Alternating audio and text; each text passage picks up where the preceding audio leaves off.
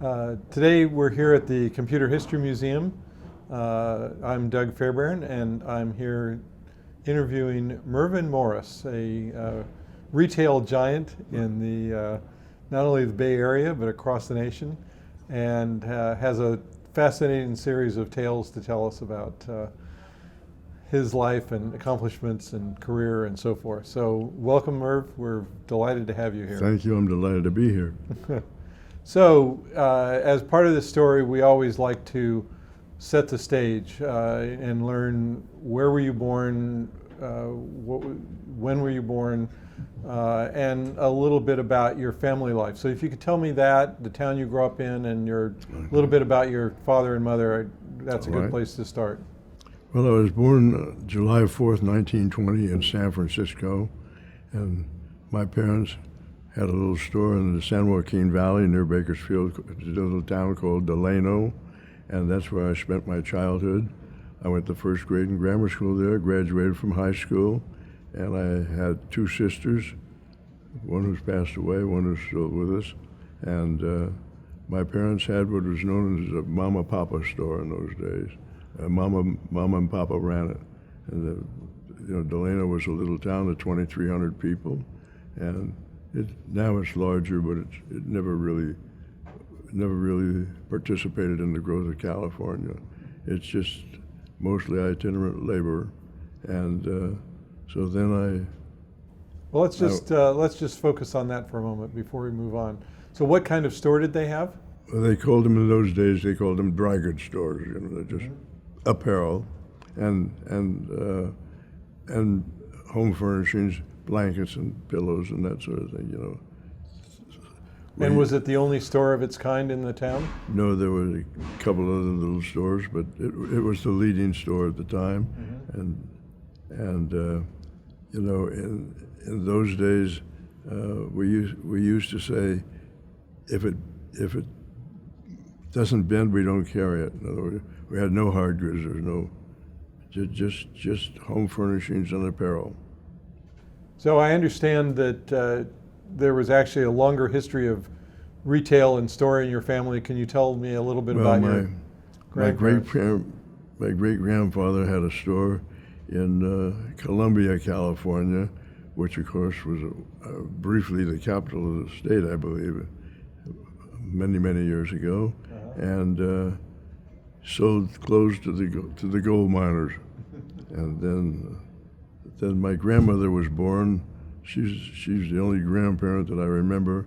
She was born in Columbia in 1848, and I knew her very well because she was still around when I was a young man. And her husband, my grandfather, passed away very young, in his 40s, so that my father didn't have any education, went to work selling newspapers, and finally migrated to Delano, where he and my mother started this little store. And of course, it made a living, and during the years that I was growing up, like I was 12 years old in 1932, and that's when I really started working after school in the store, and it was a family business, and everybody was hungry in those days. People worked for nothing. I mean, they were very happy the sales lady in the store might get 25 cents an hour or maybe even 15 cents an hour. And people would be ringing your doorbell, and not bums, but people who were really hungry, and say, "Can I cut your lawn for a sandwich?" And they were serious. I mean, and the people from the Dust Bowl came to California, so it was a particularly depressed area. So you grew up in, there's a long history of retailing in your family. Yes, you grew up and working in the store on a regular basis. Yes. What were the lessons that you learned in working in your father's store? And did you have any ideas about things that you might do in the future, or the same or different or whatever? I was exposed to very little because, we didn't travel at all because nobody had any money to go anywhere, and so my horizon was very narrow, and I thought, my father always dreamed that when the Depression was over that he'd build a larger store, that I'd be there and I'd grow up in Delano and that would be my future. And that was as big as my horizon was. So you grew up doing many different jobs within the store? And, Oh yeah. but then you went off to college.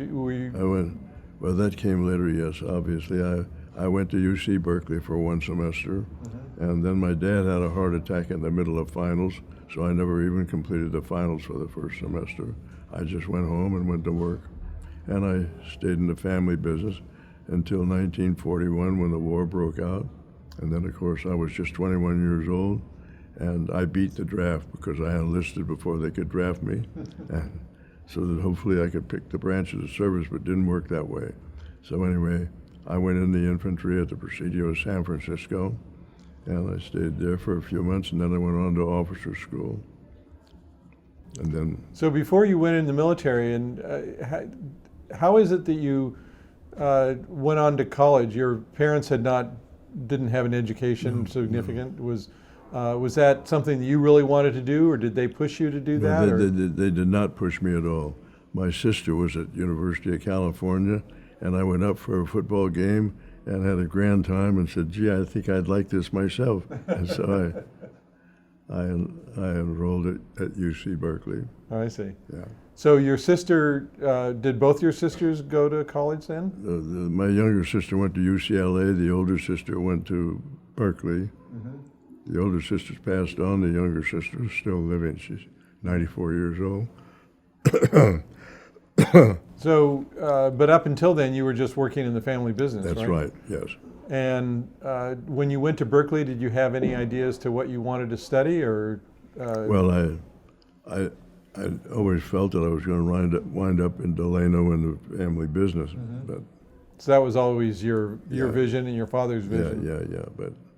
But after I was away in the service for 4 years, Delano didn't hold much charm. Anyway. So that really opened your eyes. That did. So what was your experience in the service? I think you mentioned that. Well, I went in the infantry, and then I went in January, and then in March I guess I went in, yes. And I enlisted on Friday the 13th of March, and I then went to officer school in Fargo, North Dakota, and as a private, I was in the infantry and wanted to go to Fort Benning to the infantry officer school, but they found out that I was colorblind and I couldn't read the signal flags. So I had to go to an administrative school, which is in Fargo, North Dakota, in the middle of winter. That was a great experience. And after I got out of there, then I was sent to a staging area to go to North Africa, and I got War Department orders. Someone thought that I'd be a merchant, I guess, because I had taken an aptitude test, and they decided to send me to Princeton, New Jersey, to the University of Princeton, because they had a school there for officers to become post-exchange officers, and evidently I qualified, so I was there for, 6 or 8 weeks, studying to become a post-exchange officer, and then I got sent from there to Camp Chaffee, Arkansas, which was right outside of Fort Smith, and I stayed there the rest of the war. So you managed to be in retail even in your military career. I had 18 retail stores, and I had 4 restaurants and a couple of non-commissioned and commissioned officers clubs I was running. So I went there as there were 3 officers, and I was number 3 on the totem pole, but I eventually wound up running the thing because the others got transferred out over time, and so that's where I spent the rest of the war. Wow, so even in your early 20s, you were running a major retail operation. Yeah, I was, yes, I was. So this opened your eyes to things larger than Delano, California. Yeah, when I got home, I really didn't like Delano. And I knew it was going to break my father's heart, but I said, I've got to get out of here, which I did. And I went to work as a traveling salesman in those days. There was a line of men's hats called Champ hats. Maybe you ever heard of them, because men don't wear hats anymore, so you wouldn't have heard. But anyway, so I got the line of Champ hats for Northern California, and I worked at that for a few weeks and didn't like it. And Was that going around to stores to get them to carry the hats and sell them? Yes. And I was just doing that to put bread on the table, to be in a holding pattern till I found something. And then I discovered there was a bankrupt men's store in San Lorenzo, California. Oh. And everybody was clamoring to buy the inventory to run special sales. And I fortunately got the lease on the building, and so everyone had to get their merchandise and get out of there. And I got this first little store, 2,800 square feet, and we expanded it 13 times in the first 11 years. Oh my gosh. And David Bohannon, who's was a well-known developer in this area, he took a liking to me because we had a percentage lease, obviously, and the more business I did, the more money he made, and the more money I made. So he kept expanding the business for me. So we started out with 2,800 square feet, and we wound up with 85,000 square feet in the same location. They just kept tearing buildings down and expanding. Huge store. It was good. It was good for the Bohannon family, and it was certainly good for the young Morris family. So who did you open the store with? Did you have some Myself. friends that you knew, or did anybody join you, or this is all Well, I had people that I knew that I put to work for me, but I was the sole owner. Yeah. And Never had a partner. did you you knew immediately what you wanted to sell, or what kind of store you wanted to operate? I said we wanted to be a J.C. Penney with brands. And in those days, J.C. Penney had, in all these little areas, they were a powerhouse, of course. They had like 1,800 stores, of course. Today, they're nothing, but. And so it really, I just found a niche, and it just worked fine. And do you know where that idea came from, or had that? No, well, yes, this is a strange story. I used to play poker, played poker in the Army, but one night I was invited in all places. In Oakland, California, they had some men's club at a synagogue there, a Jewish synagogue. So I went to the synagogue to play poker, and one of the guys sitting next to me, I have no idea who he was, he says, you know something? He says, your story, he says, you found a strange niche. He said, you're a little upgrade from Penny's and Montgomery Ward. There were no discount houses in those days. And he said, and you're below the Macy's and the Emporium, which were the big department stores of the day. He says, you just have a niche for yourself right in there. And I said, he's right. And I just exploited it. And it was kind of crazy, but that's what after we went public, we used to tell the investment community that we have this narrow niche between the chain stores and the major department stores. And that's really where we were. So a woman who, like maybe your wife, did not want to shop at J.C. Penney or Ward's or Sears, and maybe Macy's or the Emporium were a little expensive. We were right in that little narrow niche. So you got that sort of description from a poker buddy, huh? Yeah. I have no idea who he was or anything about it, but it actually defined my niche. Had it figured out. Interesting. Yeah. He figured it out before I did. So just back up a little bit.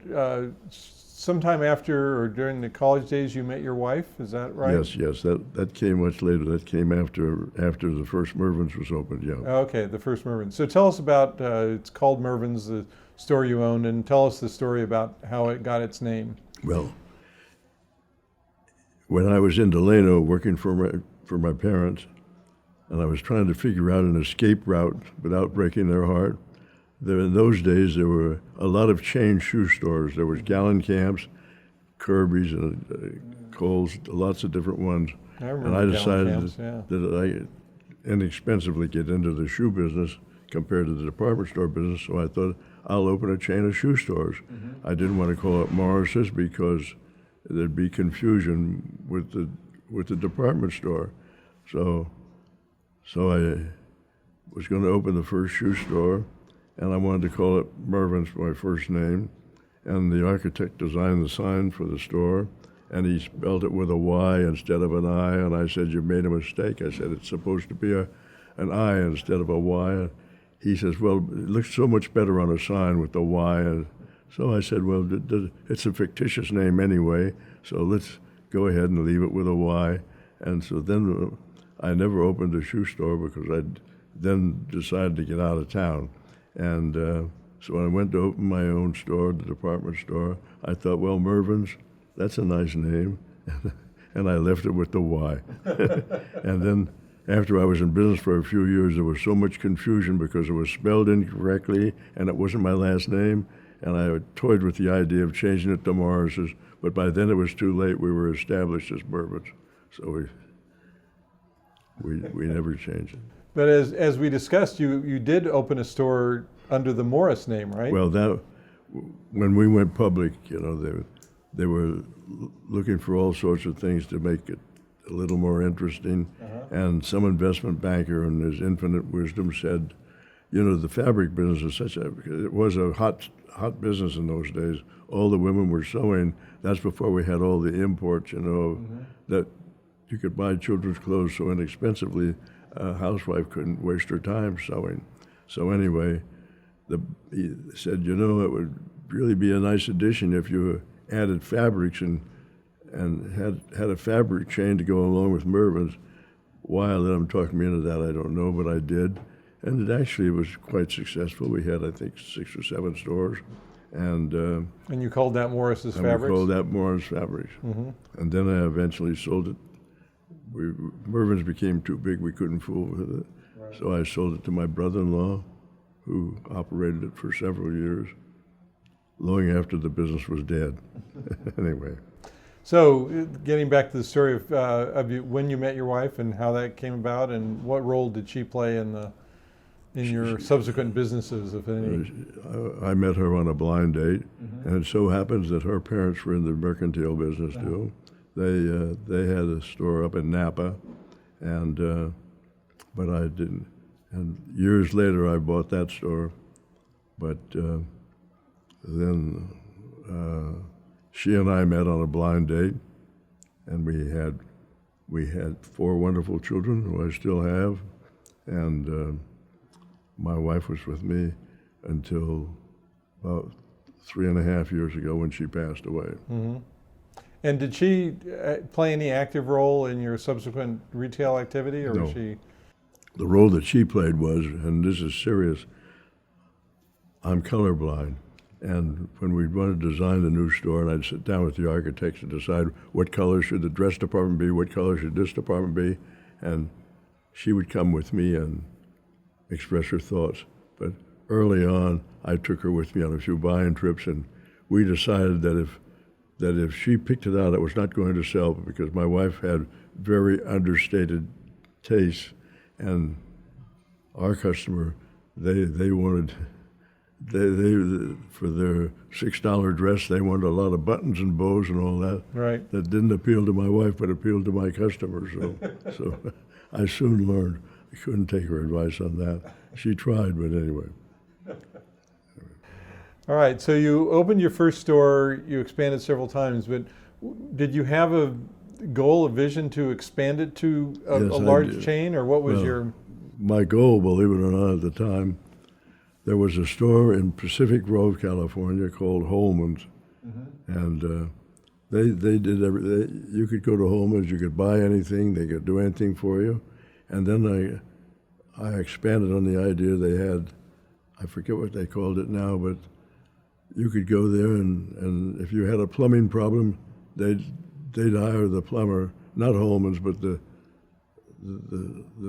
my concept was that if you could, we'd have one store that was the center of everything. So if you were a householder and you needed a new roof or a new fence, that we could provide it, and we would have approved contractors, and we'd build around this one big store. But that soon we realized it was fraught with problems. Whenever you get into the building, everybody has all sorts of complaints. And I was, the original store in San Lorenzo was 12 miles away from the Fremont hub in Fremont, California. And the owner of the Fremont hub had a deal with J.C. Penney to build a 33,000 foot store, and J.C. Penney backed out the last minute, and so he had these plans. This shopping center was going to be built around a 33,000 foot department store. So the realtor brought him to me, and the problem was the insurance company said, that won't replace J.C. Penney. What happens if Mervin Morris gets hit by a truck? Where's the tenant?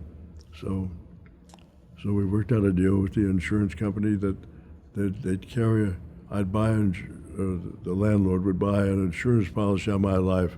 So if something happened to me, it paid the minimum rent for X number of years. And so that was the first deal.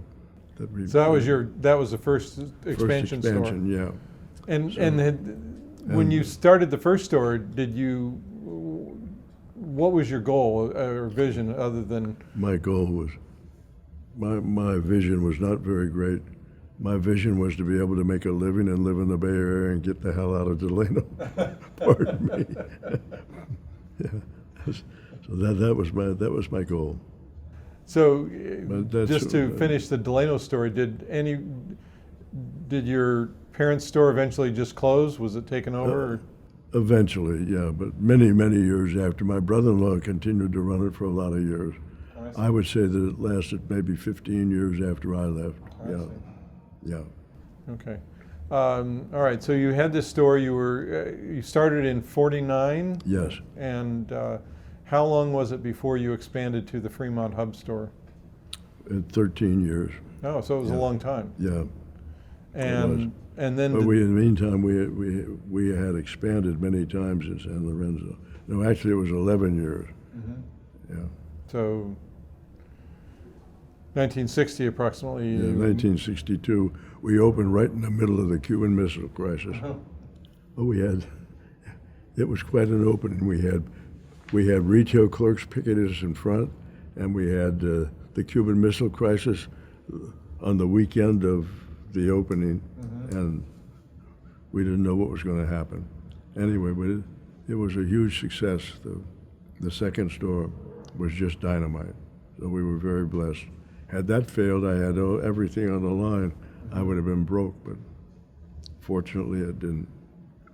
So did you have a philosophy about retailing and sort of how you approach it, or things you carry, the customer service aspect? Yes. What were sort of the key elements in your view of retailing? Marshall Fields used to say, give the lady what she wants, and that's pretty much the same story, and we had to learn to not listen to voices of all the suggestions of what to do, because in fact, a good example, I had a friend of mine who was an old-time merchant, and there was a time when every community had an individual store, and my friend Reggie Gaylord was his name, who had a store in Vallejo. And I said to him one day, I said, we're getting a lot of calls for ladies' hats. He says, one sounds like 100. They're like crickets. He says, one sounds like 100. He says, forget it. He says, stick with what you're doing. He says, the ladies' hats are going to go nowhere, just have markdowns. So we pretty well stuck to our original game plan of keeping it simple and just carrying the basics. And we worked on a close markup by comparison to some of the competition, and we did very well. And so the basic strategy was, in terms of content, or inventory was clothing and other soft goods? Is that? Other soft goods, bedding, towels, those things, yeah. And so once you had a second store and that was successful, did that then get the ball rolling for? Yeah, well then we started being noticed, and then the landlords started approaching us, wanting us to put a store in their shopping center, and then we were able to make some very attractive deals, because now we were commencing to be an entity. We had our volume then was running into the millions of dollars, and so we became an item. And we kept our head down and kept working until in 1971 when we went public. So what did you carry forward from the experience working with your dad in his retail store? Did you learn things to do, things not to do? What was your... it wasn't very scientific, and it was totally different, but I learned to work hard and to watch every expense and to also be concerned about the inventory control, which was a difficult problem in those days because, as we said earlier, there was no way to keep track of what we were selling other than just manual, keeping it in your head, or if you'd sell a shirt, you'd tally it, and then when you sold 5 of them, you put the diagonal line. And so it was hard to keep control of an inventory, and that's what we... Yeah, so you mentioned that you were NCR's first customer for their punch card system. Yeah. Tell me a little bit about that. Well, it was not much. It wasn't very successful. We tried, but no.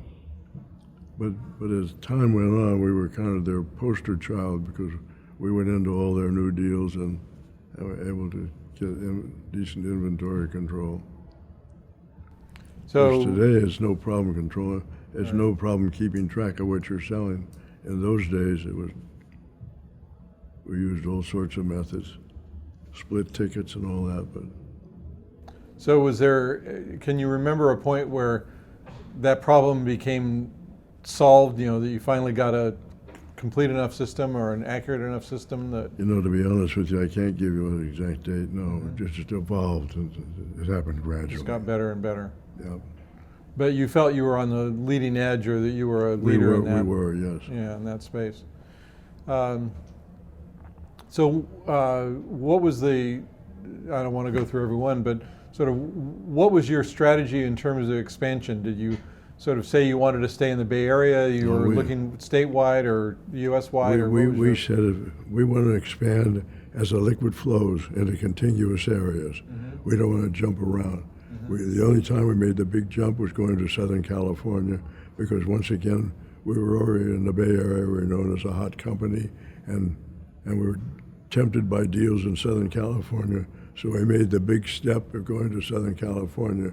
Other than that, most of our expansion was in contiguous areas where we were already known nearby. And even when we went into Arizona and Texas, areas that were reasonably close by, so we could cover with the same advertising, so we didn't go in as complete strangers. And even going into Southern California, when we had no stores there, we started our advertising several weeks in advance of our arrival so that people were commencing to get familiar with the name. Mm-hmm. That's always the challenge when you're not a national chain, you weren't well known. But so were any of those sort of new regions like Southern California or Arizona or whatever, were any of them particularly successful or unsuccessful that were bigger or I will say this: bigger disappointment than you thought? It wasn't really a huge disappointment, but to this day I can't figure out how when we went into the Salt Lake City area, which is obviously family oriented, we thought we were going to knock the cover off the ball, and they were successful, but mildly successful compared to other areas. Somehow or other, we didn't click there like we did in other areas, and I still don't know exactly why. But we didn't have any. We were fortunate we didn't have any real failures. We never had to close the store once it was open. No, that's a great marker. So, as the store expanded, did you have any organizational challenges? Did you sort of grow naturally? Did you feel you had always the right people in various positions? Sort of tell me about the growth challenges as you went from one store to this huge chain. I can define it in one word: nightmare.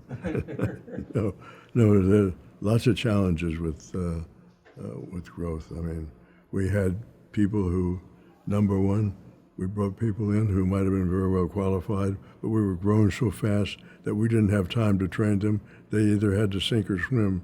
So if they made mistakes, they had to get fired, or they did get fired.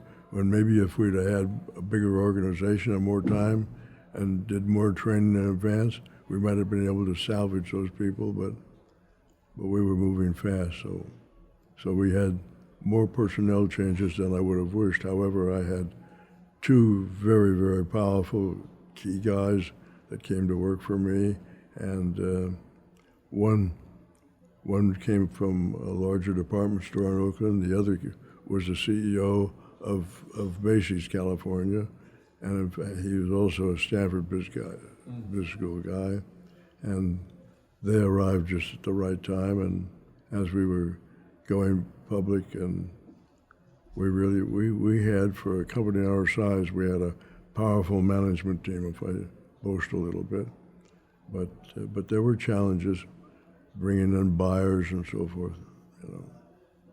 Well, those sound very familiar to any entrepreneur who has a very fast-growing company, is bringing in people and managing the growth and being able to adjust the organization and our concept of retailing was different than the traditional department store, and we worked a lot on gross margin dollars instead of gross margins.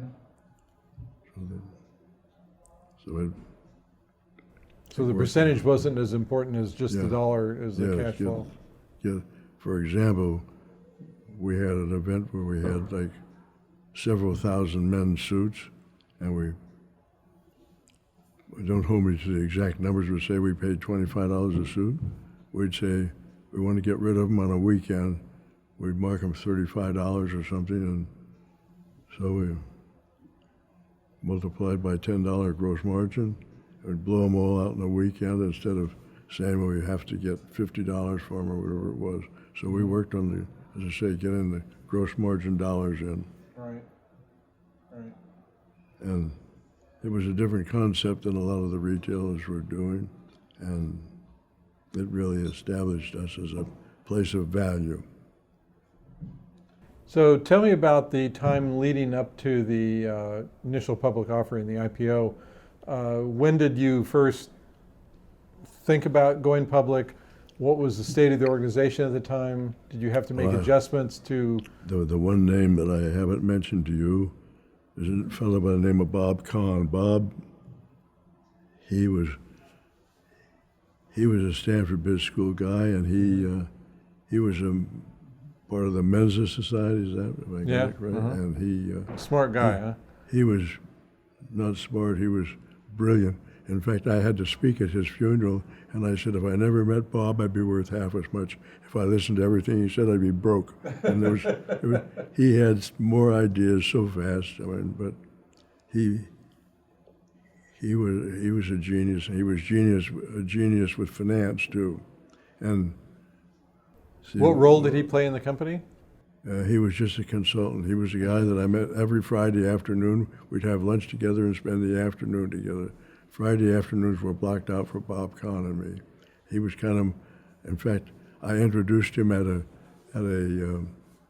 investors meeting, and I said, and I have my psychiatrist with me, and afterwards someone came up and said, did he really bring his psychiatrist with him?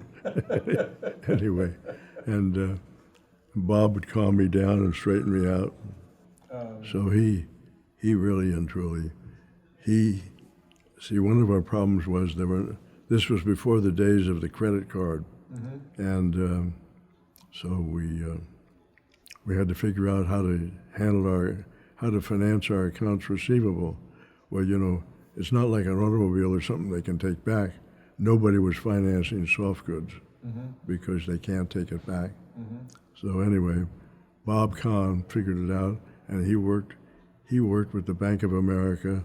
And we had all our accounts receivable in big metal trays that you could pull out. You can kind of visualize them. And he had a legend printed on that said, these accounts belong to the Bank of America. And anyway, he worked it out so that they financed our accounts receivable. So when we went public, we had like a $60 million line of credit Bank of America, which saved us. Wow. So, I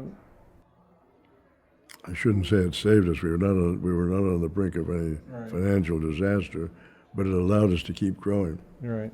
It was a key part of that. Were there other, perhaps actual employees that played, key role in this? I mean, who would be the ones that you would sort of pick out and, were perhaps with you for a long period of time? Well, I would say Bob Kahn, really and truly, he was my mentor. He was key. And there was Jack Kilmartin and Jim Lundy, who was the CEO of Macy's at one time. And those three people really very, very key. So you were growing very rapidly during the 70s. Yes. And you went public in what year? 1971. Okay, 71. So the major growth was during the 60s. At what point did you decide, hey, we ought to go for a public offering? Well, we just wanted to be sure that we were on a solid footing and that we had the right formula. But we were thinking early on of going public.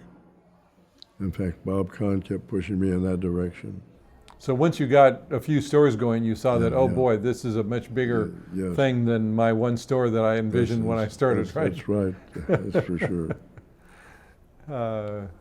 And I can't overemphasize the role that Bob Kahn played. He was wonderful. so he was pushing you in that direction. Yeah, but he was no merchant, knew nothing about being a merchant, but he was a financial guru.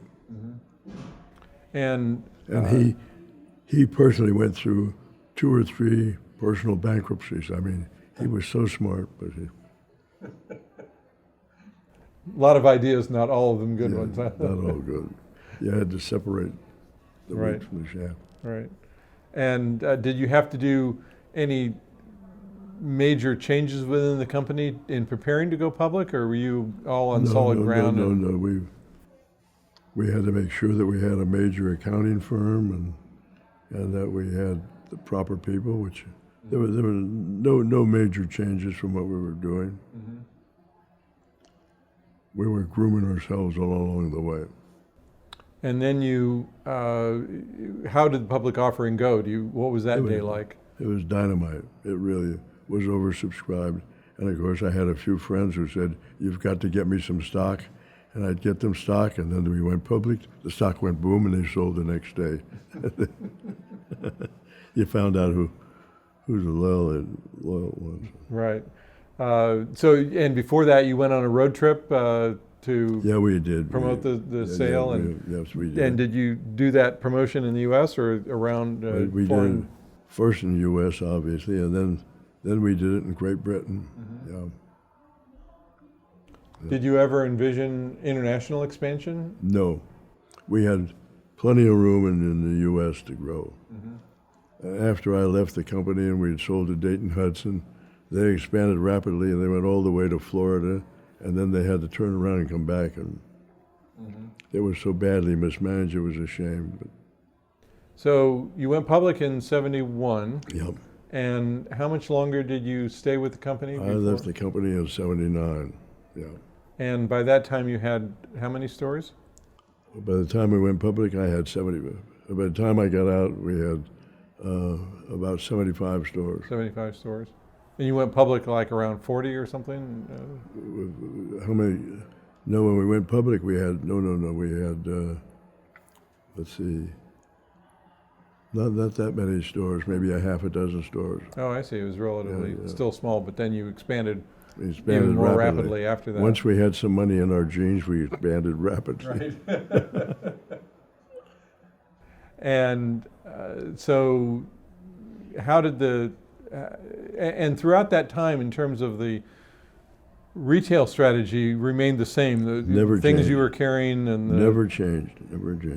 So people knew what Mervyn's was, and Absolutely. And that's what it did. Yeah. So the personal computers started to enter the scene in the mid-1970s, the hobby level, and then later in the business level. Do you remember the impact of computing on your business and the use of computing in your business? You know, really, when I left the company, it was not that big. We were still, our main effort was trying to capture inventory on the computer. And as we mentioned, the old punch card system, but nothing really was doing the job like we wanted it to do. We got by. We were at the forefront of what was available at the time, but what was available at the time was nothing great. So how did the sale come about? Did you go looking? Did somebody approach you? How was that? How did that happen? The sale of Mervyn's? Yeah. Well, what happened was I got a call from Goldman Sachs that, I'm trying to remember Gus Levy was the CEO of Goldman Sachs. And they said that Gus Levy would like to meet with you when you come into New York, because they knew that all the retailers would go in January for the big National Retail Merchants Association convention. And they said Gus Levy would like to meet with you. So I was flattered. What does Gus Levy want with little Mervyn? So anyway, I said, like Mr. Trump, little Mervyn. Anyway, so I made a date to have lunch with Gus Levy, and I got a call a couple of days before the lunch that he had passed away. He died suddenly of a heart attack. So that was scrubbed. So then I get a call back that Jeff Boise was his name, I think, and he would like to meet with you instead of Gus Levy. So we had lunch, and he said, "Do you have any idea what your company would be worth?" No, I don't know. And he threw out a number like 600 million. I said, "What?" So it caught my eye. And in those days, I was popping pills for high blood pressure. I didn't know I was going to live this long. And your father had died of a heart attack, or my father suffered a heart my attack. grandfather died of a heart attack. So I said, "This looks pretty good to me." So long story, they started bringing me candidates who wanted to buy the company, and there was. So you were public, so you had some valuation based on the stock market. Sure, yeah. But these offers were substantially higher than the current. Yeah. So anyway, long story short, going over the list of candidates, it was Dayton, Hudson, who were the dominant retailer in Minnesota, and I met with the Dayton family, and it seemed to be a fit, and so we were opening our Tempe, Arizona store when I got a call from Ken Dayton, who was a spokesperson for the family, and he was talking about who would be able to be involved in secondary if we wanted to sell stock, and they wanted that the Dayton family should have priority over the Morris family. So I said to him, "Ken," I said, "the deal is off unless I'm the sixth brother." So when I retired, they had a portrait made of the five brothers, me on the end, and said the sixth brother, and they did all sorts of little sentimental things, calling me the sixth brother, and it worked out. It was a wonderful marriage. It was good for them. It was good for me, and good for my family. So what did that? What changes did you step down completely, or what role did you play? I ran the company for a few years after that. Okay. Like 3 years, but it does change the psyche, no question about it. Working for somebody else, I founded the company, and that part was not fun for me anymore. So now they owned other companies as well, other department stores, right? Well, they owned basically the department store. See, Hudson's was the big department store in Detroit. Dayton's the big department store in Michigan. I mean, in Minnesota. Each one of them, Dayton and Hudson, had satellite stores, and so it was a good fit, and I enjoyed the association. But the thrill of the chase was over for me. Did they have anything to you could learn from them, or you could teach them, or No. was there any collaboration or anything? You know, I can't remember anything because we ran our own shows, so to speak. Other than financial controls, you know, we did our own merchandising, decided the direction of the company, and of course, as I was phasing out, and they were bringing their people in, and they thought the old story: if it ain't broke, don't fix it. Well, they wanted to fix it. They wanted to fix it. So, but it was not a contentious relationship. It was quite nice, but I was happy to step down.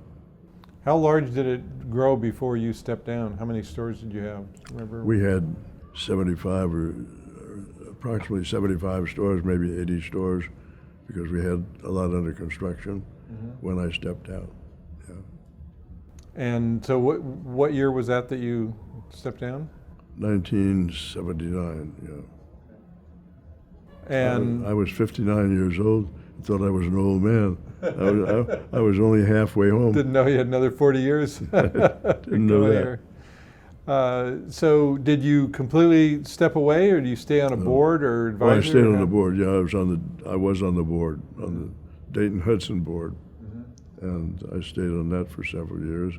But then I got off of that because it meant monthly trips into Minneapolis, and not my favorite thing to do, particularly in the wintertime. Sure. And besides which, that way I had much more freedom of selling my stock and so on. And then, as I mentioned at lunch, then I got involved in the automobile business. Yeah, so you sort of washed your hands of this retail in '79. You were stepped down, is that right, Yeah, from yeah. the CEO position? And you sat there and said, okay, now what do I do? Well, it so happens that there was a Cadillac dealership that the owner of it passed away as a young man, and it really was 1 mile from my home. And Howard Curl, who was the vice chairman of General Motors, was also on the board of Dayton Hudson, as was I. And so we became friendly because of my interest in the automobile business. And I said, Howard, I'd like to buy that Cadillac dealership in Menlo Park. It's right down the street from my home.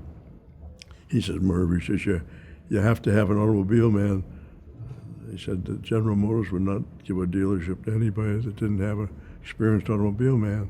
So I had an acquaintance of mine who was a Pontiac dealer, and I said, would you like to be selling Cadillacs instead of Pontiacs? Oh, yes, he would. So anyway, so we agreed on a deal, and He became a partner of yours? well, yeah, that came a little later. Okay. So then Howard Charles said to me, he says, Merv, he says, you don't want that Menlo Park dealership. He says, that's going nowhere. He says, you want the dealership in San Jose, which is selling about 12 cars a month. They should be selling 100. So anyway,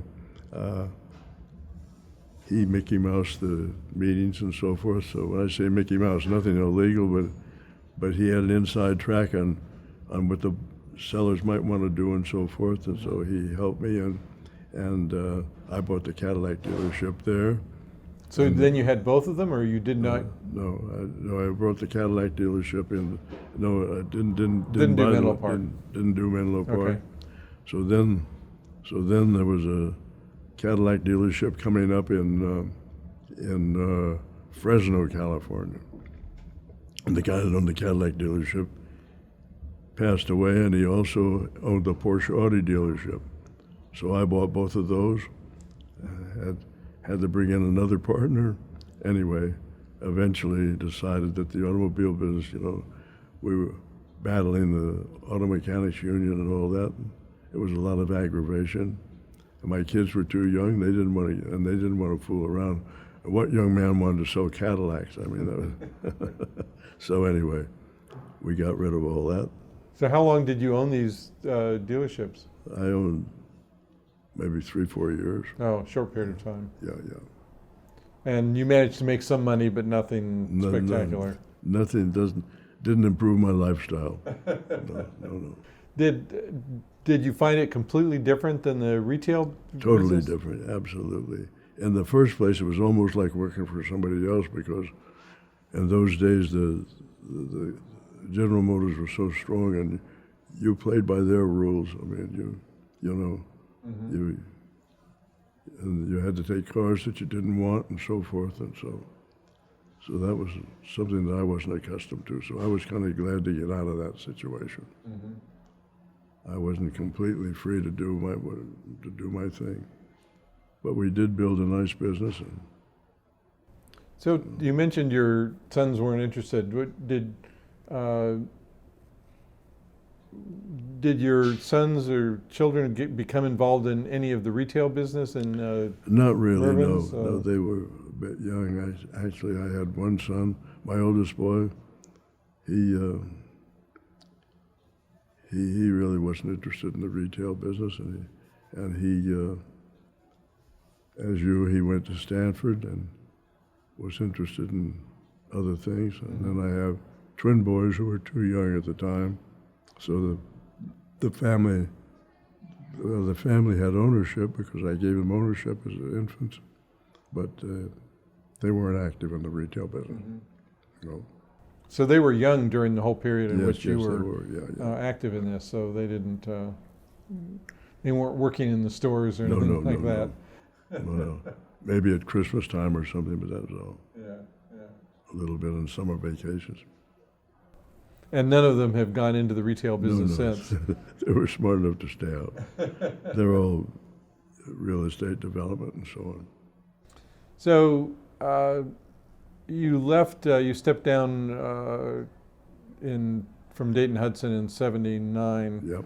And then you were in the Cadillac business subsequently after that. Did you have any other businesses that you... I was involved in real estate, commercial real estate. Okay.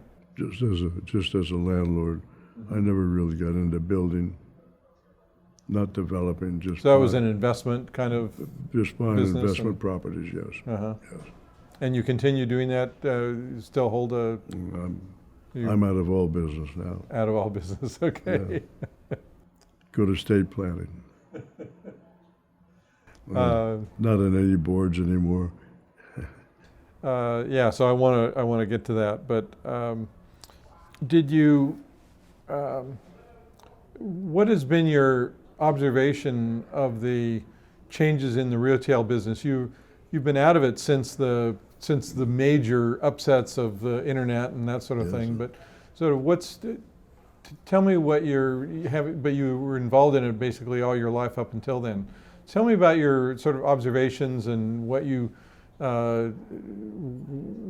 see as the major driving forces there beyond maybe beyond just the internet kind of impact. I'm sorry. In the retail business has undergone a lot of different changes. One obvious one is the whole impact of the internet, which really came along much after you had exited the business. Yes, right. And I'm not going to ask you to go through sort of the details of what happened to Mervyn's, but what were the changes taking place in that period from when you retired in approximately 1979 through 2000, let's say, that 2 decades, that impacted Mervyn's, but also impacted other retail operations at that time? Well, obviously the internet gets much of the blame, and part of it is that the retail is so changed. There's no such thing as personal service anymore. They try and find a salesperson. I walked into Macy's not the other day, a few months ago. I just wanted to buy some jockey shorts. Right. And I went in the men's department. There was no one around. And I'm not kidding you, I stood in there and I said, help, help, like this, thinking that somebody would show up. No, you can't find anybody. So the stores, they're being so squeezed, and the real estate, particularly in California, is going so crazy with the rents through the roof. And it's very hard for them to survive. And personal service, as you know, is almost non-existent. Beyond that, I mean, the department stores have been particularly vulnerable, it seems, in these changes, and not just the internet, but what were the changes that eventually impacted Mervyn's after you left? It eventually had to close its stores, and I know it went through many different generations. Well, the problem was that Mervyn's, I can address Mervyn's, I can't address all of them. Okay. But with Mervyn's, they lost their identity. They kept changing what they wanted to be and what they represented to the community. And just one example, ladies' dresses. I would say that they had more. One year they'd want to have ladies' dresses, and next year they'd throw them out because that's a tough business. And they just stick to sportswear. Then a new buyer come in, they decide they want to get back in the business. Nobody really knew what they stood for after a while. So they lost their identity. In the old days, they had an identity. You knew what you could find, and you knew what you couldn't find when you went there. Right. Totally different picture. And I know that there were other buyers that Dayton Hudson had eventually become just focused on Target, right? Yes. Yes. And became Target, actually, the business. That's right. And the subsequent buyers of Mervyn's had different agendas as to how they wanted to optimize. You hit that right on the head. I think they bought it a lot for the real estate. The funny part of it is that when I was at Mervyn's, we didn't own our own real estate. We couldn't afford it. Mm-hmm. So we rented everything, leased everything. But subsequently, Dayton Hudson bought a lot of the real estate. So I think that some of the buyers of the suitors of Mervyn's wanted the real estate more than they wanted to run an operating company. Mm-hmm. And but not only Mervyn's, but Penny's and Sears and all these other companies that were known as sort of the standard bearers of the department store business have either gone away or faced very tough times. Yeah. Do you have any? And I presume part of that has to do with the internet, but there must be other things in terms of changes in the dynamics. Each one was a little different. With J.C. Penney, we know what happened. Penny's, of course, they hired Ron Johnson, who was a wonderful guy, right. Did a great job with the retail stores at Apple, but had these extreme ideas of how he should run the J.C. Penney company, and of course, he took it down to nothing. I mean, it was just pathetic. Mm-hmm. But I never felt sorry for J.C. Penney anyway.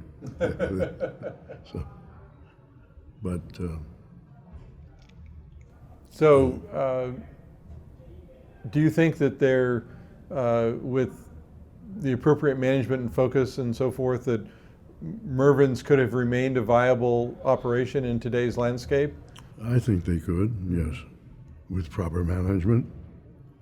Maybe not the same hot company that it was, but mm-hmm.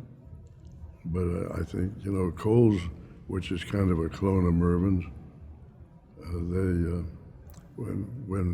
when I used to go to Chicago, and Kohl's was just starting out, I'd walk into a Kohl's store, you'd think you were in a Mervyn's. And they eventually took most of Mervyn's locations on the West Coast, and the ones that remained open, and they're still hanging in there.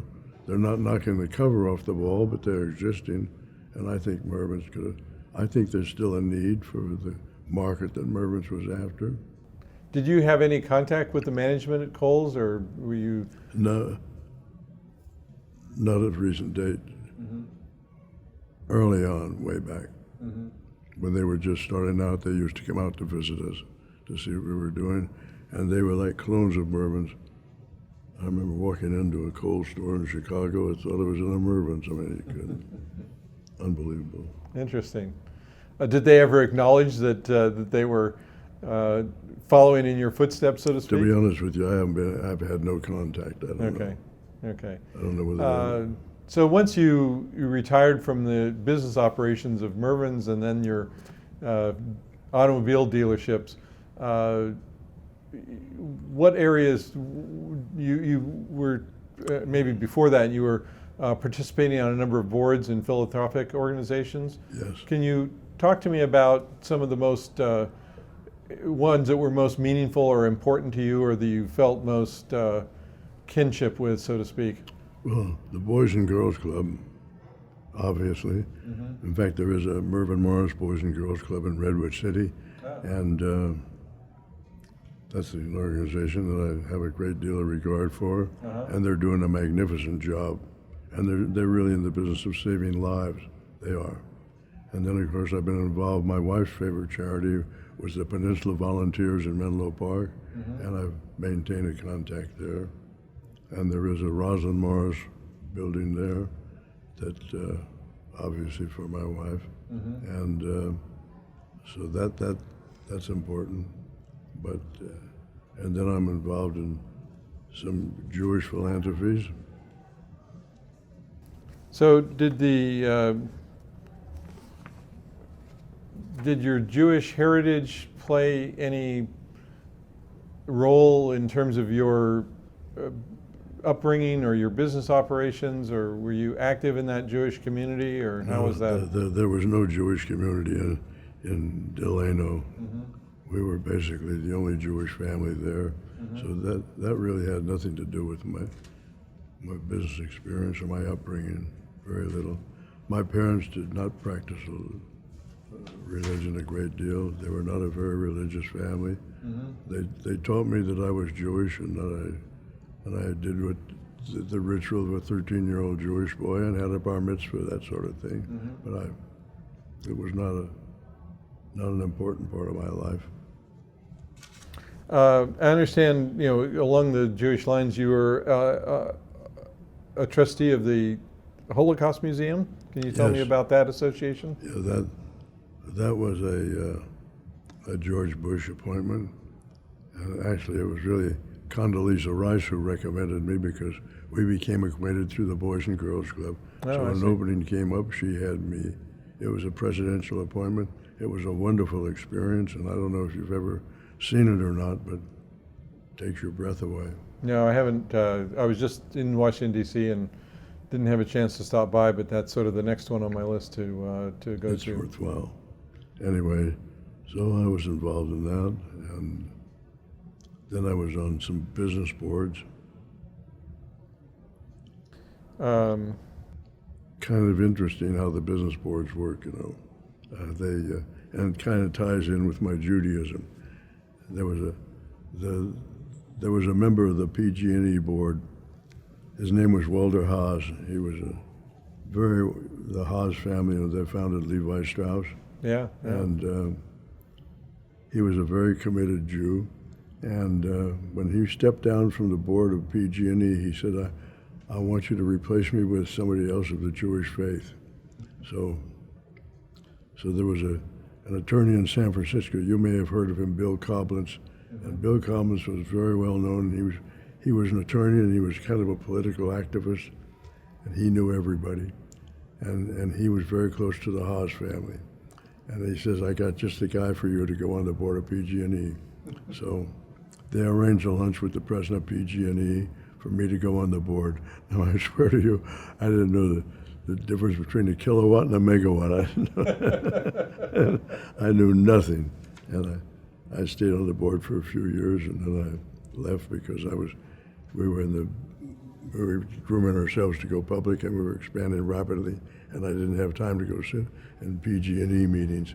But when I see what's happened to the company now, I'm so grateful that I got to get off the board when I did. I was about to say, it's lucky that you Of course, I would have are been not off by going now through the anyway, current but turmoil.